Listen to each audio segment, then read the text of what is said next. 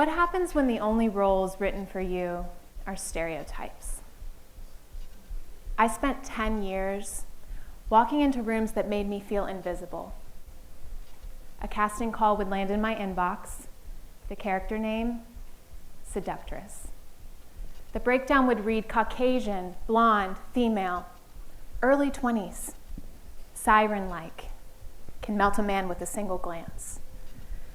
And I'd show up with my heart in my throat, desperate to be chosen.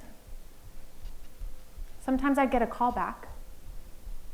The room smelt like pungent coffee and stale cologne, and it was almost always filled with silent, older men, part of the system built on judging every facet of my body and my personality and my ability to melt them with a single glance. And every audition asked the same thing of me. How desirable are you to us? That not so subtle objectification as a young woman was something that I began to internalize and perform for. Not because I wanted to play the seductress or the ditzy blonde or the nagging girlfriend, but because getting a yes to one of these narrow, two-dimensional roles would surely be my big break, right? My way in. If you have no existing ties to the film industry, you might benefit from some sobering statistics to quickly catch you up to speed. In most careers, a 97% failure rate means you're bad at your job. In acting, it just means you're working. But I'm not gonna lie, that cycle, audition, rejection, repeat, it wears on you. It is demoralizing and chaotic, and it chips away at your sense of self until you start to wonder why you even started. So eventually, I stopped. I stopped running on the pick-me treadmill. I stopped pouring my whole self into characters that I didn't even believe in. And for the first time, I whispered the word no. At first, it felt like giving up. But in reality, it was the opposite. In hindsight, I spent a third of my life memorizing cringy dialogue and stressing about making it in a version of Hollywood that barely saw me as a plot device, to come here and tell you, saying no doesn't always shut things down. Sometimes it's the only way to build something new. Take it from me. For years, I bought into what the system said, the unspoken rules of the film industry. Opportunity flows from the gatekeepers, the studios, the networks, the executives, the people at the very top who decide your value. If they didn't say yes, I didn't exist. And that belief kept me small. It kept me reactive. It kept me waiting on for permission, for someone else to decide my worth. And that's sad, right? I wish I could go back and tell my younger self that there's a better way. That bucking the system that was constantly rejecting me would actually pave the way for the most fulfilling decade of my career. Now, the film industry just happened to be mine. Yours might be corporate, academic, maybe cultural, creative in a different way. We have to tune into what these systems are trying to tell us, because whether or not we realize it, we are constantly being programmed. Everything we go through leaves a mark. It changes how we see the world, where we channel our energy, and what we believe is actually possible for ourselves and those around us. Show of hands. How many of you have found yourself waiting on permission from some ambiguous authority figure, only to realize you were getting smaller while you waited? The truth is, these systems don't give away power, they keep it. And yet every new idea, every cultural shift, every movement, they all started the same way. Someone was brave enough to say no. And for me, that no was co-founding an award-winning, mission-driven, female-led production company. But let's be honest, that didn't just happen overnight. The odds were stacked against me.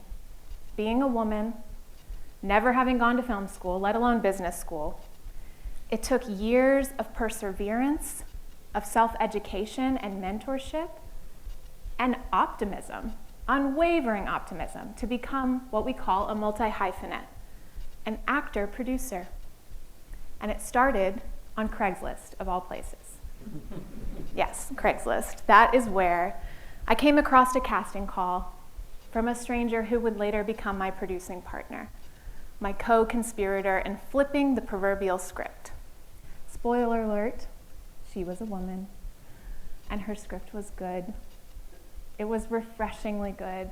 It was nuanced and layered and interesting, and the female characters were certainly not plot devices, and they weren't defined by men. They moved in and out of the story with agency and stakes that mattered far beyond anyone else's narrative. Now, it's difficult to believe that that was the first time that I had spoken words written by a woman. The first time in my career that I had the opportunity to embody a character that was born from the feminine gaze. But when you look at the stats of female decision makers in Hollywood then and now, it checks out. When I say this was rare, I don't mean emotionally rare, I mean statistically rare. At the time, fewer than 14% of studio films were written by women, and even fewer were directed by them. I wish I could say that the film industry has caught up since then, but it hasn't. From 2024 to 2025, the number of women directing top-grossing films in the US dropped 5 points, down to just 8%. That is the industry signaling it won't change unless someone starts stopping and waiting on permission. But don't let these numbers depress you. Ignorance can be bliss. As a young woman, had I known what I was up against, I might not have even tried. But collaborating with a female filmmaker who I could really see eye to eye with, someone that I could relate to for the first time, it lit something in me that I had never considered. It was the inciting incident of my new narrative, the one where I began to squash the imposter syndrome and rewire the limiting beliefs that I held about myself and my place in my own story. If the industry wouldn't give me the opportunities that I knew I deserved, I could find like-minded collaborators and I could start creating them together. And in doing so, we weren't just building a company. We were building community, a place where voices and new perspectives and creativity could grow and bloom together. Every no that I gave the system was really a yes to myself and a yes to the counterculture environment that I wanted to foster on a film set, and a yes to the version of the world that I wanted to see reflected on screen. What started as a Craigslist collaboration between two women eventually grew into something much bigger than we ever expected. A brand, a mission, and a movement inside a small corner of the film world. A movement that says women are not supporting characters, and our stories are not side quests, and our perspective isn't niche, it's necessary. You want to know the ironic part? In becoming a self-taught producer, the driving force behind getting a film made, I actually stepped into the role of gatekeeper. And I'd say it's working out pretty well if you ask me. Over the last 10 years, dozens of interns have found mentors and a safe place to grow. And hundreds of cast and crew have experienced what a gender-balanced film set feels like. And hundreds of thousands of audience members have seen versions of themselves reflected in characters who are grounded in truth. We intentionally champion female-driven stories from underrepresented voices and carve space for marginalized filmmakers on every single production. And while this counterculture movement is something that I celebrate, it's important to know none of this was premeditated. I am walking proof of the possibilities waiting on the other end of a brave no to systemic bias or institutional inequality. Call it what you will. So here's my take. You don't have to have it all figured out to get started. But when we refuse to keep existing in a constant state of reaction and start living from a place of creation, we stop chasing energy and we actually start generating it.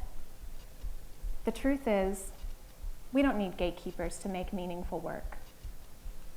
Once we stop waiting to be chosen and start building on our own terms, that's when new opportunities open up for creativity, for equity, and for real economic impact.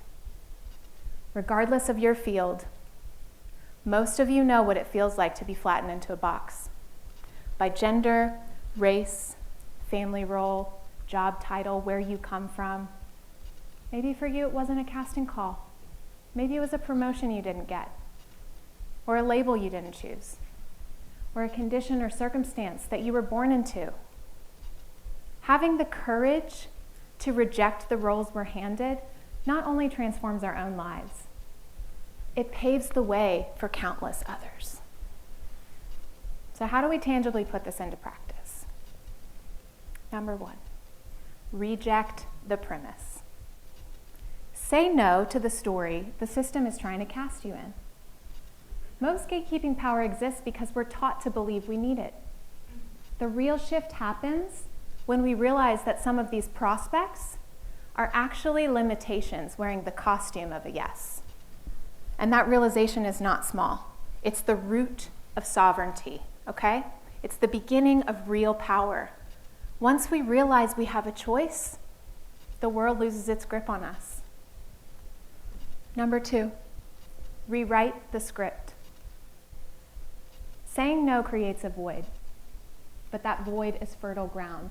That's where entrepreneurship lives. Honeyhead Films didn't start as a company idea. It began as a refusal to keep participating in systems that didn't value the female perspective. Each one of us has the power to turn personal rejection into rejuvenation and to transform stagnant energy into real forward momentum. And when we do that, opportunities naturally start moving towards us.